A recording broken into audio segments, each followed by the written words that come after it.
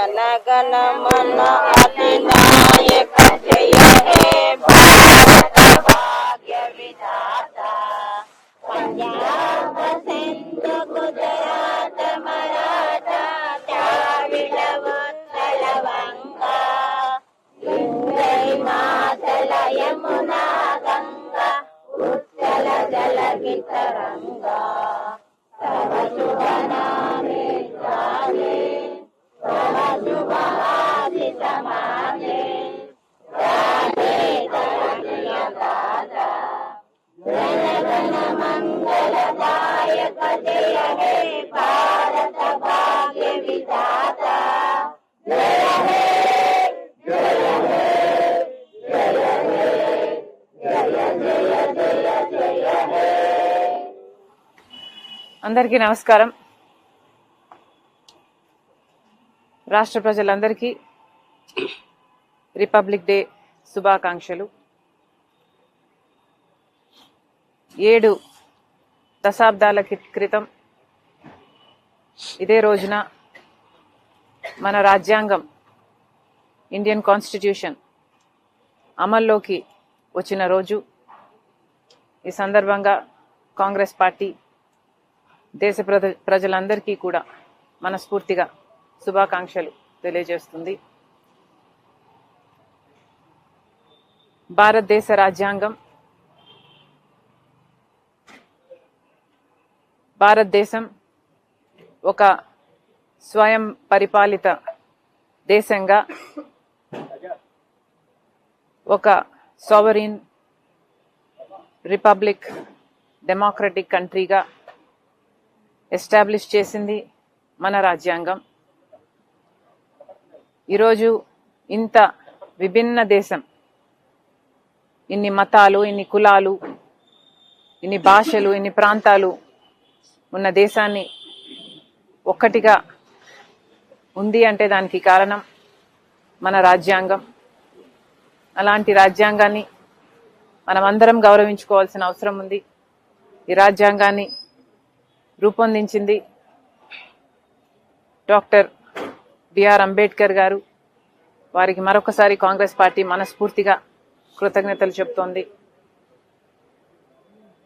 రాజ్యాంగాన్ని రూపొందించడంలో అయితేనేమి, దేశానికి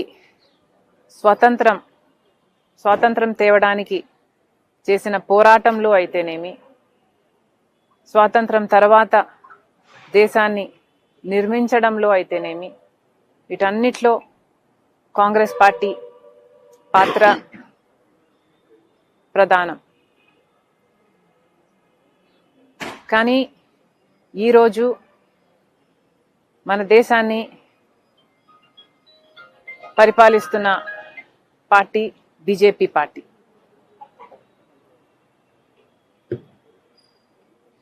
మహాత్మా గాంధీని ఒక విలన్ గా చూపుతూ ఆయనను చంపిన గాడ్సేకి గుడులు కడుతోంది బీజేపీ పార్టీ. మతం పేరుతో, కులం పేరుతో కలహాలు రేపుతూ పరిపాలన చేస్తుంది బీజేపీ పార్టీ. దేశ సంపదని తమ దోస్తులకు కట్టిపెట్టే ప్రయత్నం చేస్తుంది బీజేపీ పార్టీ. ఎన్నో ప్రభుత్వ వ్యవస్థలను,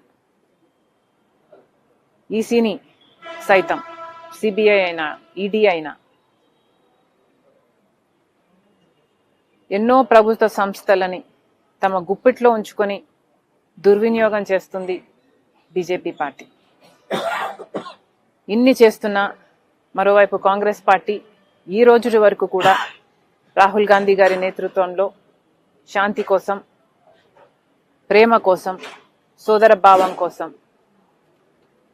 అట్టడుగున ఉన్న వర్గాల అభివృద్ధి కోసం, సెక్యులరిజం కోసం, వీటన్నిటి కోసం కాంగ్రెస్ పార్టీ పోరాటం చేస్తుంది. రాహుల్ గాంధీ గారు కన్యాకుమారి నుంచి కశ్మీర్ వరకు పాదయాత్ర కూడా చేశారు.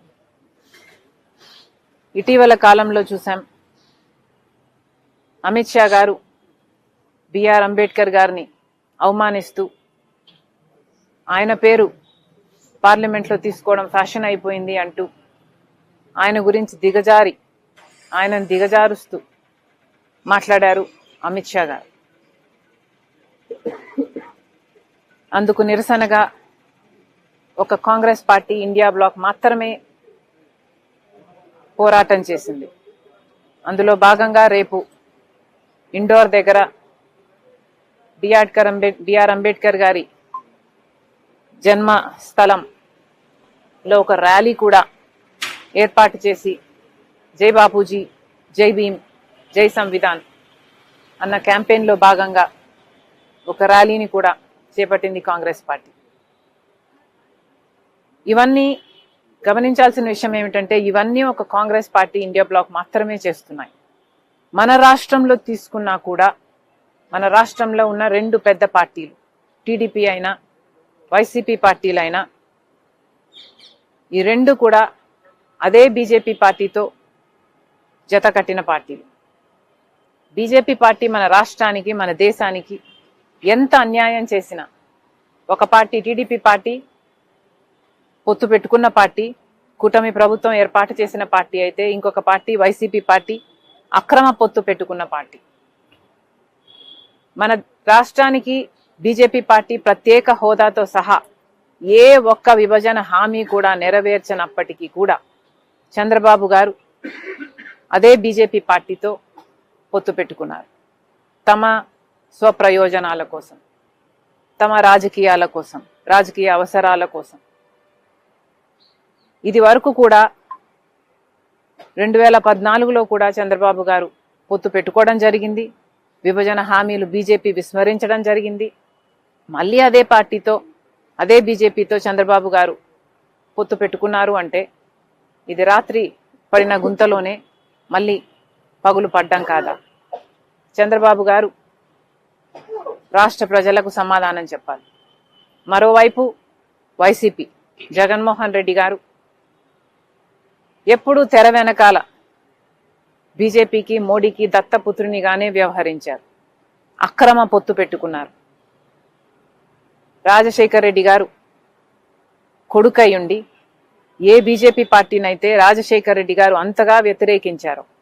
ఎందుకంటే బీజేపీ పార్టీ ఒక మతతత్వ పార్టీ కాబట్టి మతం పేరుతో కులం పేరుతో చిచ్చు పెట్టడం, ఆ మంటలో చలి కాచుకోవడం బీజేపీకి తెలిసిన రాజకీయం కాబట్టి రాజశేఖర్ రెడ్డి గారు బీజేపీని అంత వ్యతిరేకిస్తే ఈరోజు అదే బీజేపీ పార్టీతో గత 5 సంవత్సరాలుగా జగన్మోహన్ రెడ్డి గారు అదే బీజేపీ పార్టీకి గులాంగిరీ చేశారు.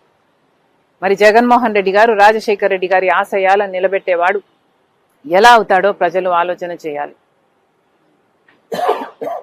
జగన్మోహన్ రెడ్డి గారు ఈ రోజుకి కూడా గొప్పగా చెప్పుకుంటున్నారు, మాకు ఇంత శాతం ఓట్లు వచ్చాయి ఆంధ్ర రాష్ట్రంలో అని. జగన్మోహన్ రెడ్డి గారిని కాంగ్రెస్ పార్టీ సూటిగా ప్రశ్నిస్తుంది, అయ్యా జగన్మోహన్ రెడ్డి గారు, మీరు అంత శాతం పర్సెంటేజ్ వచ్చింది అంటే దాంట్లో దళితుల పాత్ర లేదా? ఎంతమంది దళితులు ఓట్లేస్తే మీకు ఆ పర్సెంటేజ్ వచ్చింది? మరి ఈరోజు బీజేపీ అమిత్ షా గారు అంబేద్కర్ గారిని దళితులని అవమానిస్తుంటే మరి మీకు కృతజ్ఞత భావం కోసమైనా మీరు ఆ దళితుల పక్షాన అంబేద్కర్ గారి కోసం ఒక్క మాటైనా మాట్లాడారా? ఈరోజు కులగణన చేయమని కాంగ్రెస్ పార్టీ డిమాండ్ చేస్తుంది. కానీ కులగణన చేస్తే ఎక్కడ దళితుల పర్సంటేజ్ బయటపడుతుందో, ఎక్కడ రిజర్వేషన్లు పెంచాల్సి వస్తుందో అని బీజేపీ పార్టీ చేయకపోతే అందుకు వ్యతిరేకంగానైనా జగన్మోహన్ రెడ్డి గారు ఒక్కసారైనా మాట్లాడారా? దళితులకు సమాధానం చెప్పాల్సిన అవసరం జగన్మోహన్ రెడ్డి గారికి ఉంది. 175 అడుగుల అంబేద్కర్ స్టాచ్యూ కట్టేస్తే సరిపోతుందా? దళితుల పక్షాన నిలబడాల్సిన అవసరం లేదా? అసలు దళితులే అంటరాని వారిగా దళితుల